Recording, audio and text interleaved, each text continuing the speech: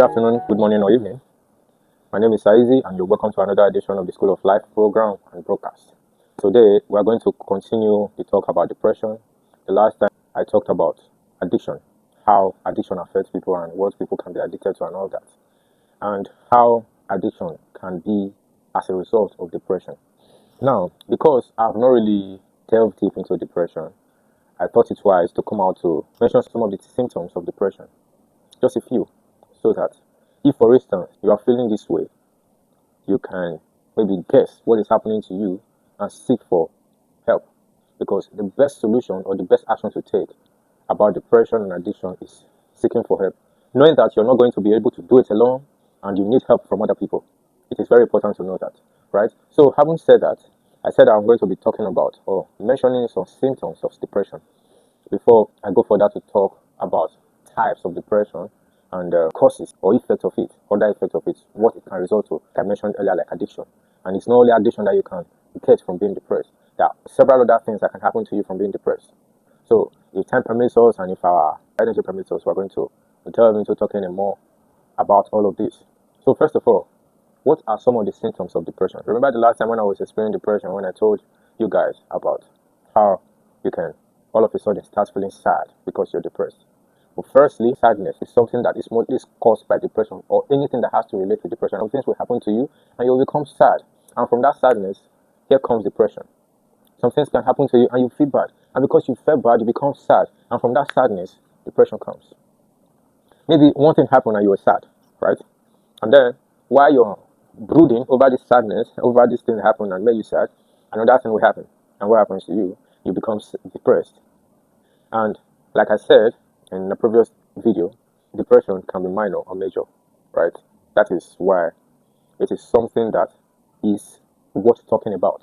If it happens to you minor, if the experience is minor and you're able to overcome it quickly, maybe because of upturn of events, glory to God, you're saved. But if you fall on the negative where you sunk into a major depression or a minor depression, and from a minor depression to a major depression, and before you know it, a year, two is going, and this man or this woman is going down.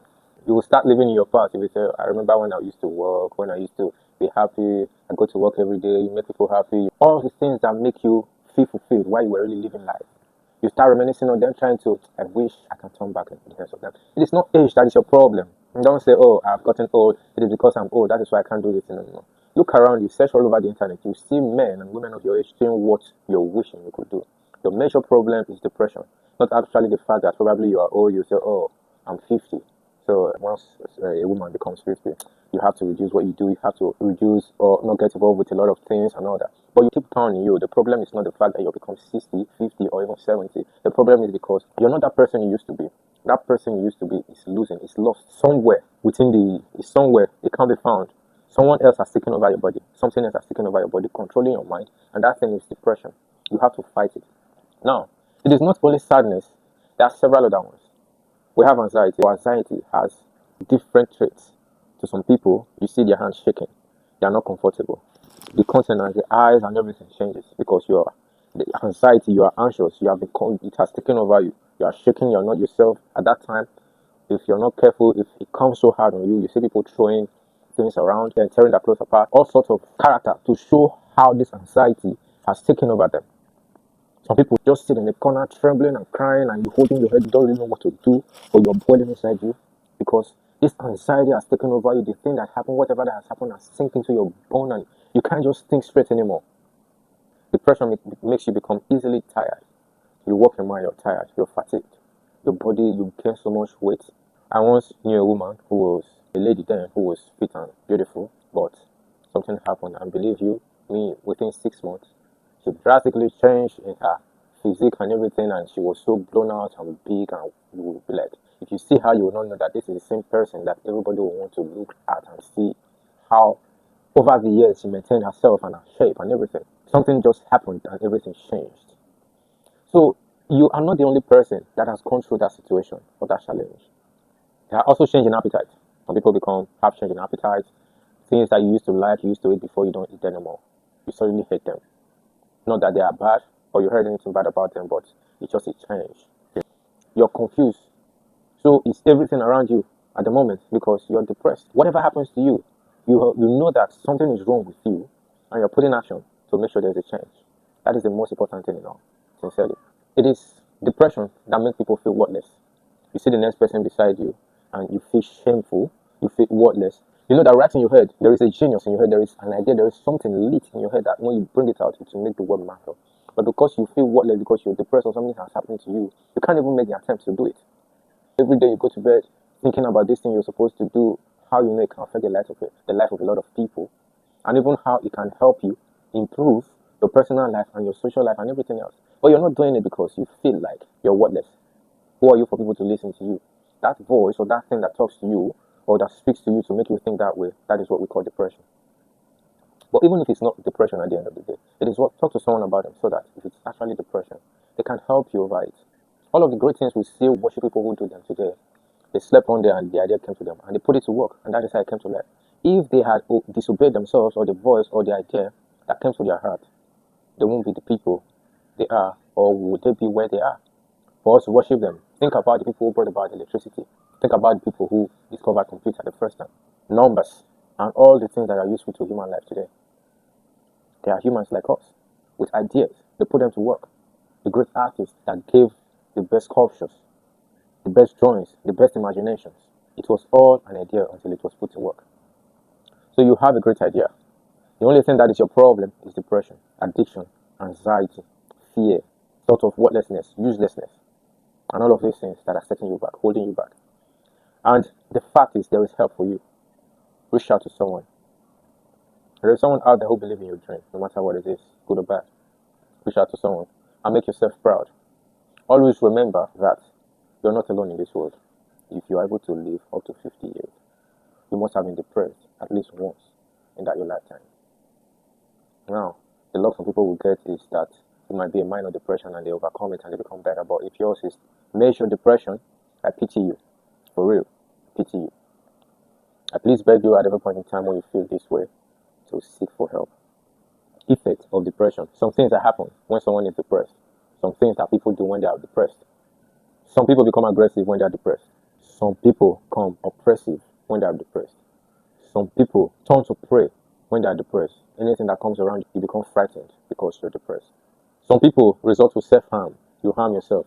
Some people, when they are depressed, they start cutting themselves. I watched a video time ago where a woman was so angry that she thought about all the things that happened to her and she took out a razor blade and started cutting the veins in her hand and she bled to death.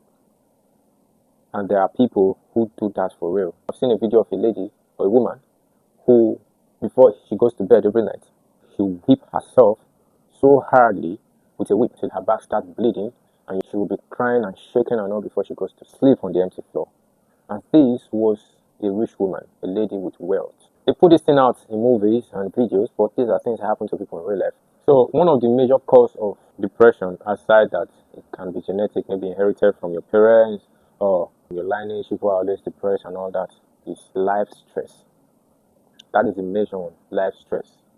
And that is where somehow majority of people have become depressed. It is something that can be fixed. Through physiotherapy, personal, motivate yourself. Tell yourself the truth that you're depressed, but it is workable. It is something you can work on and overcome. That medication for depression, especially if it has affected your mental health. Two ways you can manage depression. One of them is through stress management.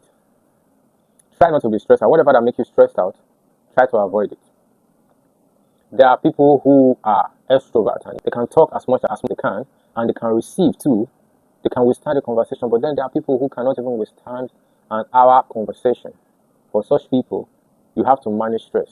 Anything that works you up, anything that stresses you out, anything that makes you think too much, you have to avoid it. You have to avoid it for real. If you want to avoid depression, you have to avoid it. And then, one beautiful thing that can help you or your depression is meditation. Devise a meditation plan that works for you. Seek spiritual guidance. There is how depression affects your emotion or behavior. Like I mentioned earlier, persistently being sad is one of them.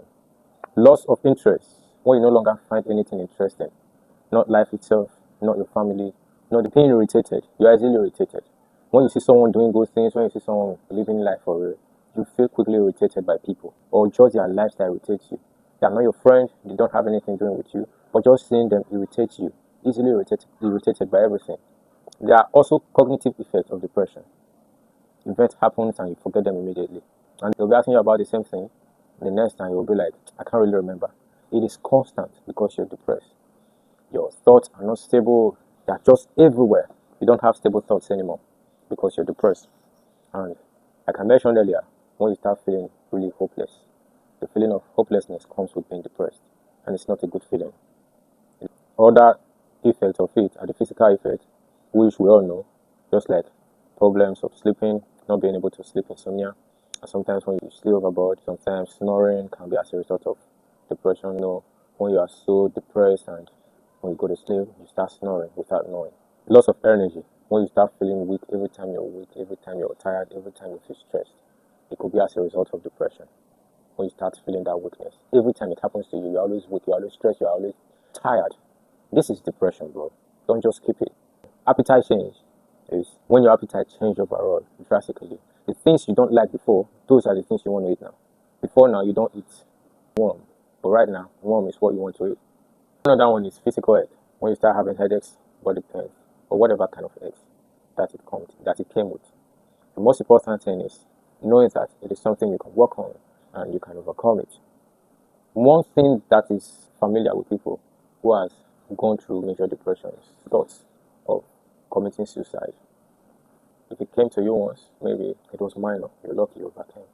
But if you cross the borderline where it has to come tell you every day that you should look for a way to kill yourself, you should hang yourself, you should tie up around yourself, you should shoot yourself, you should poison yourself, stab yourself, whatever it is, you know that you have gone into major depression. Only yourself, being self-aware, and God can help you. Once again, I'm Saizi. Don't forget you can reach us if you feel depressed, if you feel stressed, if you feel you're addicted to something and you need to talk to someone to help you overcome it.